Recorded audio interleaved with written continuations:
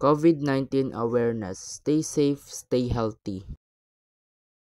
What is COVID-19? COVID-19 is an infectious disease caused by the SARS-CoV-2 virus.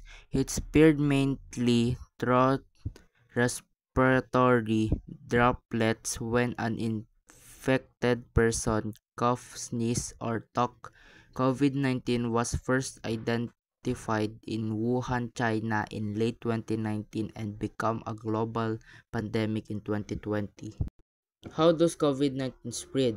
1. Through cough, sneeze, or talking. 2. Touching contaminated surface and then touching the face. 3. In enclosed space where the virus can linger in their air for extended period. Symptoms of COVID-19. People infected with COVID-19 may experience different symptoms including fever and cough, sore throat and runny nose, loss of taste and smell, difficulty breathing. How to prevent COVID-19? Protect yourself and others by following this steps.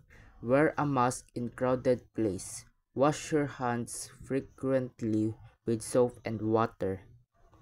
Maintain physical distancing of at least 1 meter. Get vaccinated to boost your immunity. Call to action. We all have a role to play in preventing COVID-19. Stay informed, stay protected, and take action. Get vaccinated, wear a mask, wash your hands. Thank you.